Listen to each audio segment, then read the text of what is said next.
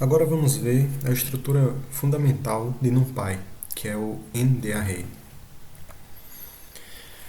Um NDArray é um container genérico multidimensional para dados homogêneos e possui um shape e um datatype. Então, container genérico, quer dizer, ele pode conter praticamente qualquer tipo de dados, né? Mas é claro que existem os dados primitivos permitidos pela linguagem, pela biblioteca. Para dados homogêneos, quer dizer que um NDArray só vai conter dados de um mesmo tipo. Se os dados forem float, todos serão float.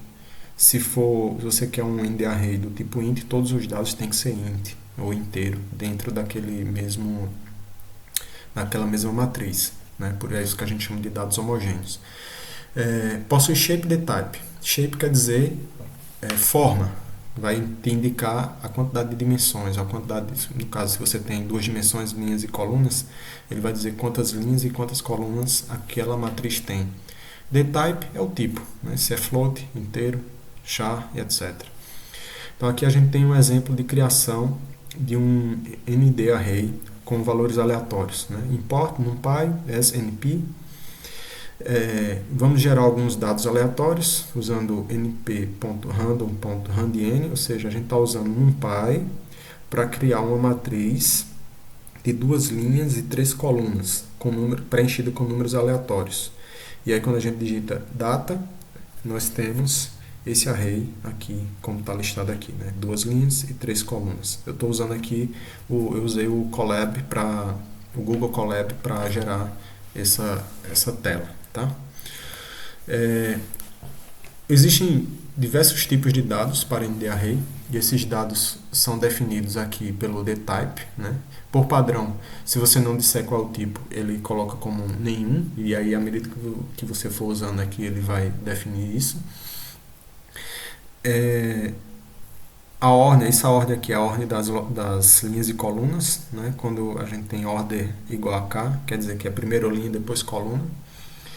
E aqui estão os tipos de dados, né? A gente pode ter inteiro, booleano, inteiro sem sinal, ponto flutuante complexo, objeto string. Então é uma grande quantidade de tipos diferentes. E um tipo que chama a atenção é esse aqui, tipo V, que é um pedaço de memória fixo para outro tipo, né? Similar ao void da linguagem C. Então, quem programa em C vai saber que existe um tipo de dado específico chamado void, que ele é um tipo genérico que aceita a atribuição de qualquer outro tipo.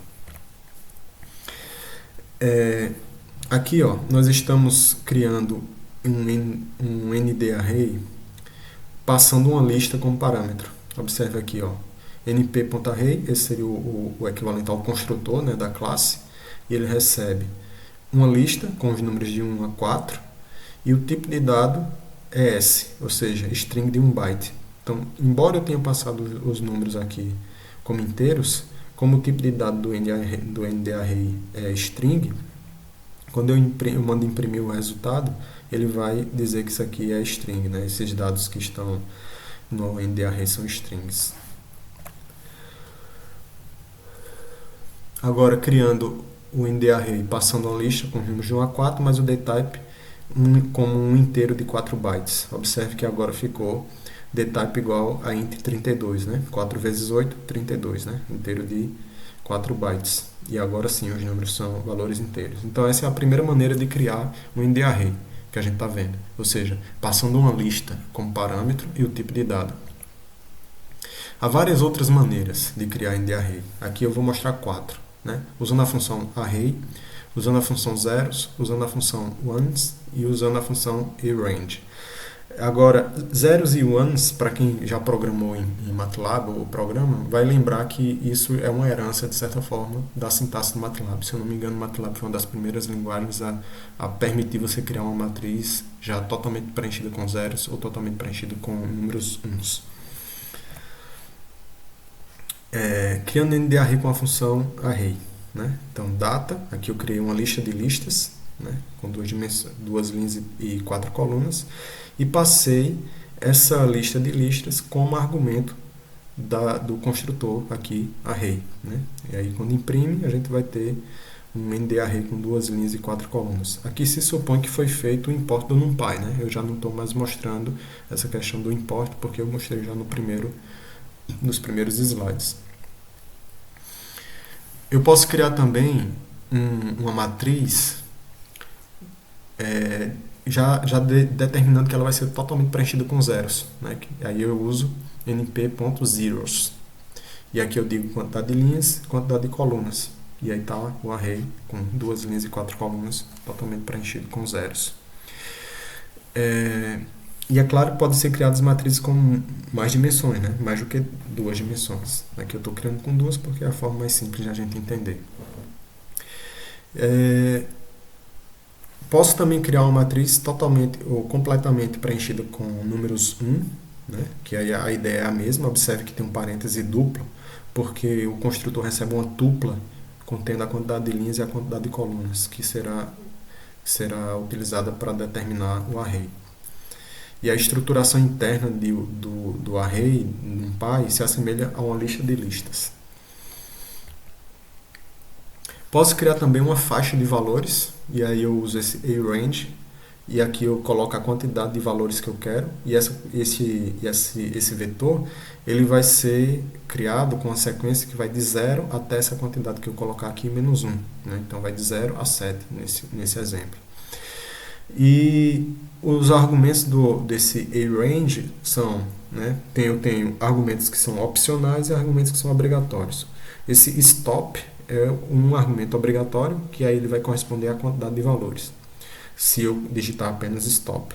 Mas eu posso também ter o primeiro valor, que aqui é o start, posso ter um step, que é o passo que ele dá de um para o outro, né, de quanto ele incrementa. Nesse exemplo aqui, por padrão, ele está usando o step de uma unidade, né, de um valor para o outro, ele incrementa um número, uma unidade. Nós temos várias possibilidades de operações com ND-array, né? E essas operações são realizadas elementuais, ou seja, elemento por elemento. Então, se eu tenho esse array aqui com os números 1, 2, 3 na primeira linha, 4, 5, 6 na segunda, se eu fizer a multiplicação do array por ele mesmo, usando o asterisco, eu vou multiplicar 1 vezes 1, vai dar 1, 2 vezes 2, 4, 3 vezes 3, 9, 4 vezes 4, 16 e assim sucessivamente. Isso é o que a gente chama de elementuais. Posso ter também a subtração do array por ele mesmo. Da mesma maneira, essa subtração é feita elemento-wise, elemento por elemento. Podemos ter também operações aritméticas entre escalar e array. E aí, essas operações propagam escalar para todos os elementos do array. No caso, a gente faz aquele escalar elemento por elemento. Então, lembrando que esse array aqui ele é uma sequência de números, né, de 1 a 6. Então, se a gente fizer 1 dividido pelo array, vai dar 1 dividido por 1, 1 dividido por 2, 1 dividido por 3 e assim sucessivamente. Isso é o que a gente chama de propagação do escalar. No próximo vídeo, nós vamos ver indexação e slice.